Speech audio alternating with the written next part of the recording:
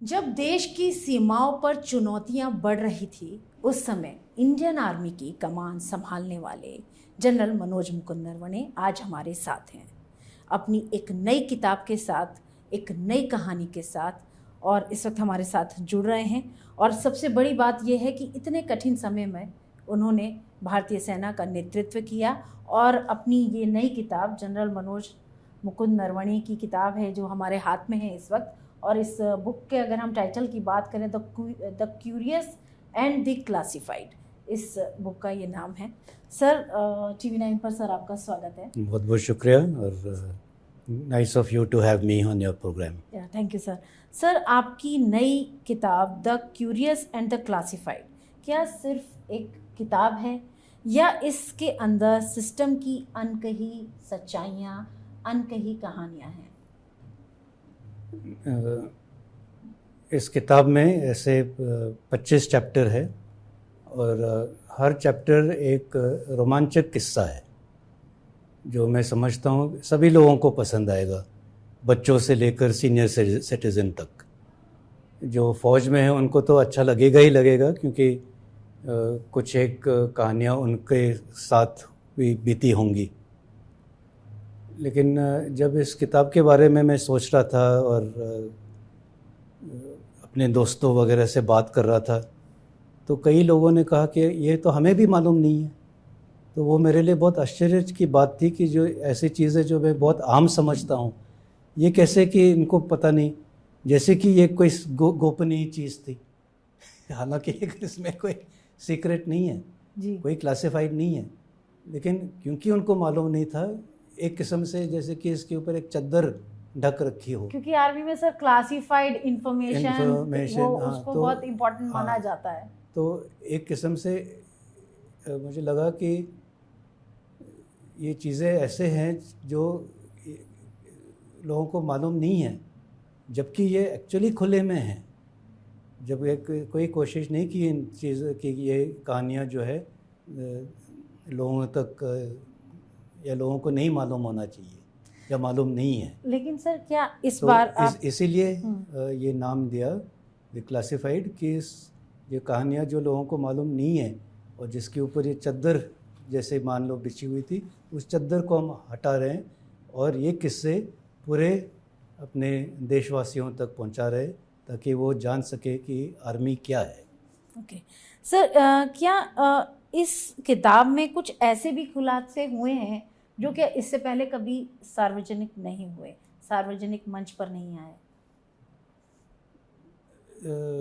सारे चीज़ों का थोड़ा बहुत तो सभी लोगों को आइडिया होगा, लेकिन उस विषय पर गहराई में रिसर्च करके कि क्या वो घटना सच्चाई में हुई थी या सिर्फ बातों बातों में सदियों से वही चीज़, क्योंकि हम कहते आ रहे हैं दादा से बच्चे को, जनरेशन टू जनरेशन, तो वो कहते कहते वो सच्चाई हो जाती है।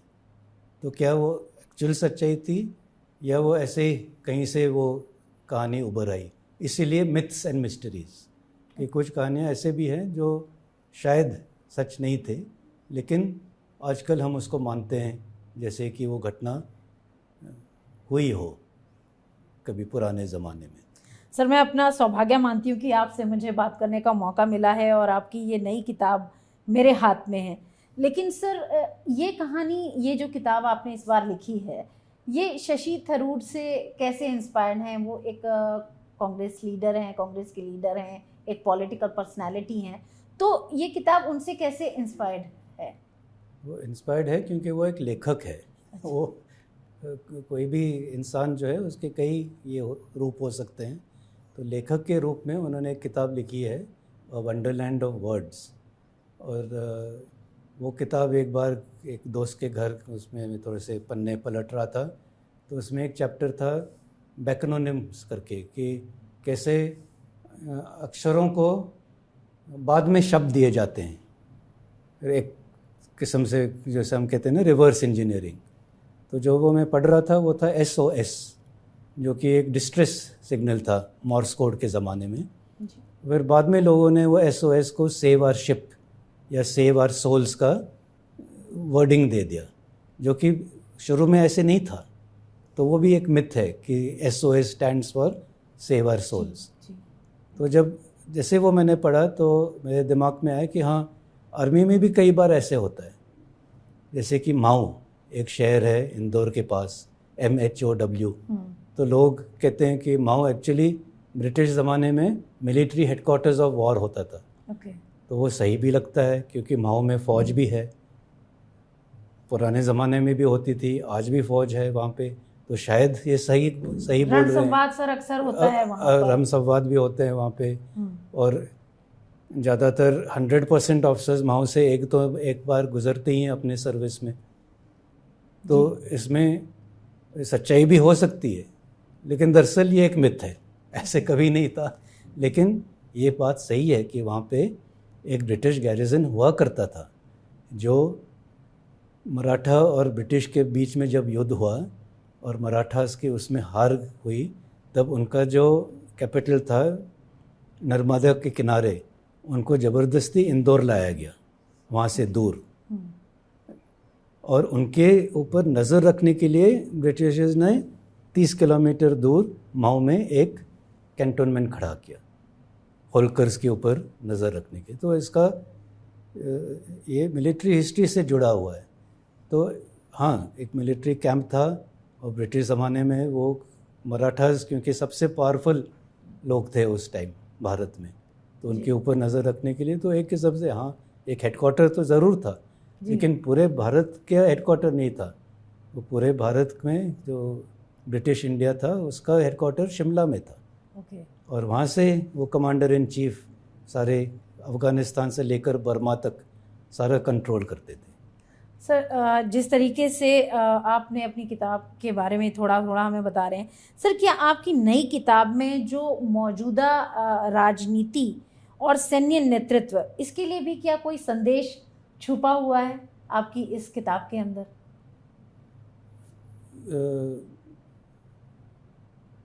डायरेक्टली तो ऐसे नहीं, लेकिन सभी ये कहानियाँ जो है, जैसे मैं कह रहा हूँ, सैन्य इतिहास से जुड़े हुए हैं और उसी से हमारी परंपरा बनी हुई है और वही परंपरा जारी भी रखनी चाहिए। तो एक किस्म से हाँ, एक संदेशा भी अपने आप, मतलब जो लोग पढ़ेंगे वो भी इससे प्रेरित हो जाएंगे। लेकिन साथ में ये बाकी लोगों के लिए भी है, सिर्फ फ़ौजियों के लिए नहीं, कि ये ऐसे भी होता है फ़ौज में, और इसीलिए जो है हमारी फ़ौज इतनी ताकतवर है, इतनी मानी जाती है, और फ़ौज के प्रति अपने अगर देशवासियों का इतना आदर है, क्योंकि इस किस्म के कस्टम्स और ट्रेडिशंस हैं।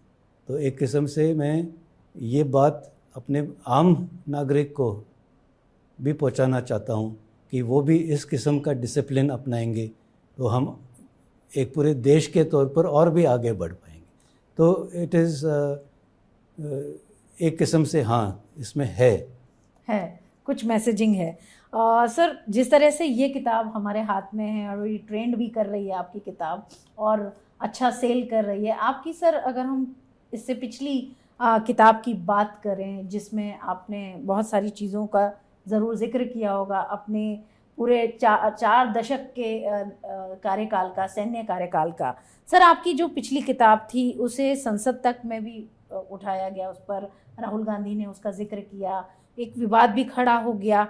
आपको सर क्या लगता है कि संसद में आपकी जो किताब थी उसका जिक्र होना चाहिए था? मेरा तो कहना यह है कि आर्मी और आर्म्ड फोर्सेस को राजनीतिकरण से दूर रखना चाहिए। और जैसे मैंने अभी भी कहा कि अगर हम सारे हमारे पड़ोसी देश देखें और वहाँ पर क्या क्या हो रहा है, तो उससे ये बहुत साफ नज़र आता है कि अगर हम इतना उन देशों से आगे बढ़ पाए हैं वो इसीलिए कि आर्मी और आर्म्ड फोर्सेस राजनीति में नहीं पड़ी है।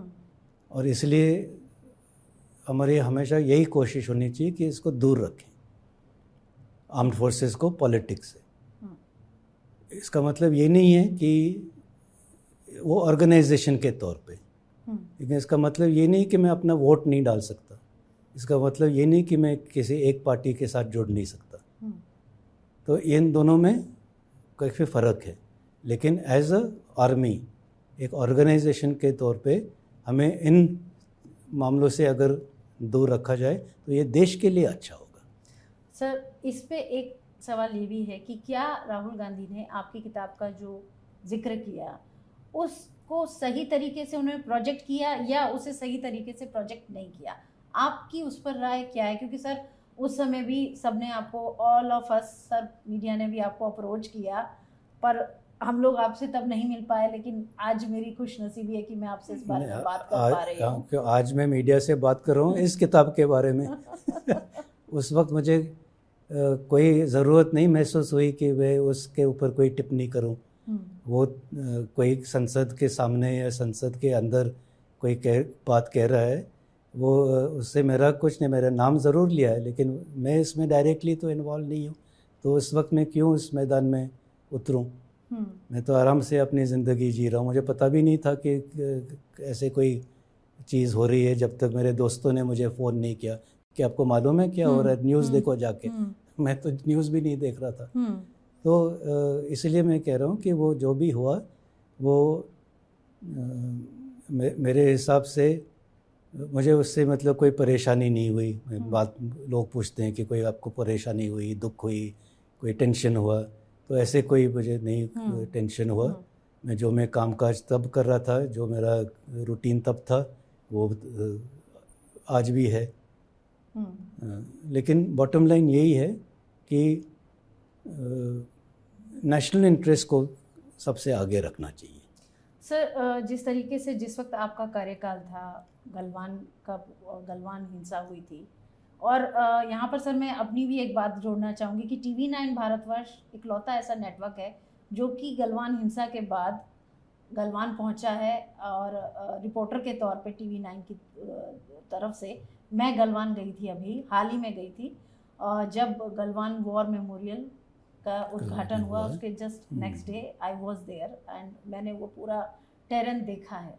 लेकिन सर, अगर हम उस समय को समझना चाहें तो आप थोड़ा सा हमें अगर बताएं कि क्या हुआ था, किस तरह की चीज़ें थी, और क्या उस वक्त बतौर आर्मी चीफ आपने किस तरह से फोर्स का जो पूरा मनोबल है उसको आगे बढ़ाया? वो अभी देखिए, वो गलवान का किस्सा 2-3 महीने चला, फिर काफ़ी उसके ऊपर आपस में वो 10-15 राउंड डिस्कशन के हुए, तो इतना सारा एक छोटे इंटरव्यू में पूरा डिटेल में बताना मुश्किल होगा। लेकिन हमें एंड स्टेट देखना चाहिए, एंड रिज़ल्ट क्या है। तो उसके बाद जो एंड रिज़ल्ट था, जो हमारे जवानों ने कार्रवाई की, बड़े हिम्मत से कार्रवाई की, अपने जान को जोखिम में डाल के, उस पहाड़ी इलाकों में जो आपने देखे हैं, उस ऊंचाई पे जाके तैनात रहना, रजांगला में, रेचेनला में, विंटर में तैनात रहना, जब इतनी बर्फ़ होती है और इतनी तेज़ हवा चलती है, विंड चिल फैक्टर से टेम्परेचर और भी गिर जाता है, जो मनोबल उन्हें दिखाया है, वो सारे चीज़ों को देखते हुए ही है कि जो PLA मजबूर हो गई कि वो वापस जाए, और वो हमारे लिए एक बड़ी जीत है। तो वो हमें देखना चाहिए कि हम आखिर में हमने जीत हासिल की है, moral also and physical also. Sir, कई राउंड की बातचीत हुई और कमांडर लेवल्स की टॉक हुई, हाई लेवल टॉक्स भी हुई, तमाम तरह के टॉक्स हुए। आज अगर हम इस तमाम टॉक्स के बाद इंडिया और चाइना के रिलेशन को देखें तो वो आपके हिसाब से आज कहाँ खड़ा है? तो मैं ये कहूँगा कि जब ईस्टर्न लद्दाख की जो घटना हुई, तब वो सबसे लो लेवल पे थी, तब से थोड़ा सा उसमें सुधार ही हुआ है। सर, नेशनल सिक्योरिटी पे ही अगर हम एक बात करें कि आज की तारीख में भारत के लिए ज़्यादा बड़ा खतरा कौन है? चाइना ज़्यादा बड़ा खतरा है या भारत के लिए पाकिस्तान बहुत बड़ा खतरा? आप किसको ज़्यादा बड़ा खतरा मानते हैं, क्योंकि दोनों तरफ भारत के लिए चुनौती है? देखिए, दोनों तरफ चुनौती तो है ही, और दोनों तरफ प्रॉब्लम इसलिए है कि दोनों देशों के साथ हमारे अनसेटल्ड बॉर्डर्स है। JNK में LC और चाइना के साथ LAC, और जब तक ये अनसेटल्ड बॉर्डर्स रहेंगे तो दोनों देशों के साथ वो टेंशन जो है वो तो बरकरार रहेगा ही। लेकिन इसमें एक और डायमेंशन आ जाता है जब हम पाकिस्तान के तरफ देखते हैं, वो है टेररिज्म का, जो कि चाइना के साथ नहीं है। और टेररिज्म जब बॉर्डर प्रॉब्लम है वो तो एक लॉन्ग टर्म सोल्यूशन होता है और उसमें टाइम भी लगेगा, लेकिन टेररिज्म हमें रोज़ अफेक्ट करता है। हाल ही हम पहलगाम का पहला एनिवर्सरी देख चुके हैं जी। 1 साल ही हो उसको। तो टेररिज्म इतने जल्दी नहीं जाने वाला और उसके ऊपर हमें इमीडिएट देखना पड़ेगा। सर जैसे तो हाँ, तो इसलिए शॉर्ट टर्म में हमें पाकिस्तान और टेररिज्म के खिलाफ तो कार्रवाई करनी पड़ेगी। लेकिन जब हम लॉन्ग टर्म देखते हैं तो लॉन्ग टर्म तो हमारा कॉम्पिटिटर तो चाइना ही है। तो शॉर्ट टर्म और लॉन्ग टर्म में भी फ़र्क होगा, लेकिन मैं इसलिए जानबूझकर ये टर्म इस्तेमाल कर रहा हूँ, competitor is not our adversary. लेकिन कंपटीशन में भी तो जब हम खेल कूद करते हैं उसमें भी तो कंपटीशन होता है, उसमें भी तो एक दूसरे से प्रभावित होने की कोशिश करते हैं। तो they are long term competition, competitor. Okay. और सर जैसे अभी आपने दोनों देशों का जिक्र भी किया और चाइना का बताया कि लॉन्ग टर्म कॉम्पिटिटर भी है, यानी कि एक हमारे लिए एक बड़ा चैलेंज आज तो भी है ही, चाइना ही है। तो सर एक बार हम दोबारा उस बात पर आते हैं, जैसे आपने किताब में एक ये जिक्र भी किया अपनी पिछली किताब में कि जब आपकी बातचीत हुई हाई कमांड से तो आपको ये बोला गया कि आप एक्शन के लिए या आप अपने हिसाब से चीज़ों को तय करें। तो आपकी जो किताब के टेक्स्ट को जो कोट किया, आपको लगता है वो हाफ कोट किया गया, वो फुल कोट नहीं था या वो मिसलीड था? आप उसको कैसे देखते हैं सर? हाँ, क्योंकि जब हमेशा लोग कहते हैं कि आउट ऑफ कंटेक्स्ट, तो जैसे आप कह रहे हैं कि आप पूरा ये जो गलवान में हो रहा था, ईस्टर्न लद्दाख में हो रहा था, वो एक दिन की बात नहीं थी, वो कई हफ्तों महीनों की बात थी। तो उस दौरान कई डिस्कशन होते हैं, कई बातचीत होते हैं, कई ऑप्शन डिस्कस किए जाते हैं। तो उस संदर्भ में जब कहते हैं कि जो मोस्ट अप्रोप्रिएट एक्शन है वो लीजिए, तो उनको मालूम है कि जो चीज़ समझे वो करें, जो अप्रोप्रिएट उसमें क्या होगा। लेकिन आखिर में वो एक्शन तो मिलिट्री एक्शन है ना, तो मिलिट्री एक्शन और बेहतर कौन जानेगा आर्मी चीफ के सिवाय। तो ये एक पूरा भरोसा है गवर्नमेंट को अपने आर्मी के ऊपर और आर्मी चीफ के ऊपर कि हाँ, कि हम ये जो भी कार्रवाई करेंगे वो सही कार्रवाई होगी, और वैसे ही हुआ। आखिर में ये छोटे मोटे चीज़ें रहने दो, वो सही कार्रवाई थी या गलत कार्रवाई थी, लेकिन आखिर में उनको वापस जाना पड़ा ना। तो इसका मतलब जो भी फैसला था वो सही था और अच्छा था। सर लेकिन जिस तरह से आपकी किताब को लेके इतना बड़ा विवाद हुआ, क्योंकि आपकी नई किताब आ रही है और हम आपको बता रहे हैं कि ये ट्रेंड कर रही है इस वक्त, सेलिंग पॉइंट पे अगर हम बात करें अमेजोन में भी ये किताब जो है सर आपकी ट्रेंड कर रही है, लेकिन लोगों को आपकी जो पिछली किताब थी उस किताब का भी लोगों को बेसब्री से इंतज़ार है और लोग उस किताब को पढ़ना चाहते हैं। आपका सर क्या मानना है, अभी वो किताब किस स्टेज पर है? क्या उसका रिव्यू अभी भी जारी है? किस स्टेज पर है वो? तो मैं तो ये कहूँगा कि हमें जो है ना, बीते हुए कल में नहीं रहना चाहिए, आगे वाले कल का सोचो। जैसे मैंने दूसरी किताब लिखी है जो पहली छपी है, कैंटोनमेंट कॉन्स्पिरेसी, जो कि एक मर्डर मिस्ट्री है, जो totally different kind of book. एक शायद ही किसी आर्मी चीफ ने मर्डर मिस्ट्री लिखा हो कभी। उसके बाद मैंने ये किताब लिखी, तो मैं आगे बढ़ रहा हूँ। ये आपकी सर तीसरी किताब है? लेकिन दूसरी किताब है, क्योंकि वो इससे पहले वाली आई नहीं है। पहले से पहले तो पहली कैंटोनमेंट कॉन्स्पिरेसी, दूसरी क्यूरियस एंड क्लासिफाइड। तो मैं आगे बढ़ रहा हूँ, तो लोग पीछे क्यों देख रहे हैं, आगे देखो। लेकिन सर उसमें ये भी कहा जा रहा है जैसे कि तो मेरी वो कैंटोनमेंट कॉन्स्पिरेसी पढ़े, ये किताब पढ़े, इससे नेक्स्ट जो तीसरी किताब है वो भी अगले साल निकलेगी, तो अगली किताब पढ़ते रहो। और जब कभी वो किताब निकलेगी उसको भी पढ़ लेना। सर लेकिन जैसे अभी बीच में एक आया था कि रक्षा मंत्रालय ने जो रिटायर फौजी हैं या जनरल्स हैं जो किताब लिखे हैं, उसके रिव्यू के लिए कुछ नियमों में बदलाव किया है क्या? ऐसा कुछ है क्या? बदलाव किए है या नहीं मुझे एकदम सही मालूम नहीं है, लेकिन अगर रिव्यू करने की ज़रूरत है, अगर रिव्यू करना चाहते हैं तो उसमें कोई हर्ज नहीं है। हम्म, हम्म, क्योंकि देश की सुरक्षा से जुड़ा हुआ तो सारा हाँ, पहलू तो है। कोई इसमें मतलब मैं नहीं समझता कि नहीं होना चाहिए या उसमें कोई गलत बात है, तो करना चाहें तो कर सर सकते हैं। एक सवाल सर और है इस बारे में, उसके बाद हम आगे चीज़ों पर भारतीय सेना के बारे में भी बात करेंगे। सर जब ये पूरा विवाद हुआ, क्या राहुल गांधी से कभी आपकी बात हुई? क्या उन्होंने कभी आपसे बातचीत के लिए आपको अप्रोच किया? कभी ऐसा कुछ हुआ क्या? किसी ने मुझे कभी अप्रोच नहीं किया है। मेरे ख्याल से लोग जानते हैं कि मैं इसमें इन्वॉल्व था ही नहीं, तो मुझे अप्रोच करने से क्या फ़ायदा। ओके। अच्छा सर, एक इसमें एक ये भी सवाल है, जैसे आपको ये कहा गया कि जो उचित समझो वो करो, आपने उसमें सर किताब में शायद ये लिखा है, क्योंकि राहुल गांधी ने ये पढ़ के भी सुनाया कि फिर मुझे लगा, मतलब आपको ऐसा लगा कि आप अकेले हो गए उस पॉइंट ऑफ टाइम पे जब चाइना हमारी तरफ आ रहा था। वही देखिए, वो भी फिर से जो है एक अंग्रेजी में कहते हैं ना, लोनलीनेस ऑफ कमांड। वो उस किस्म का अकेलापन नहीं है। ये नहीं कि आप अकेले छोड़ देगी वो अकेलापन है कि आखिर में जो भी फैसला लेना है वो आपके कंधे पर लेना है, उसका जो रिस्पॉन्सिबिलिटी है वो आपके ऊपर है। वो उस किस्म से alone at the top, not that ये नहीं कि आपको अकेले छोड़ दिया, सारे पीछे हट गए, वो नहीं है। तो वो समझना चाहिए।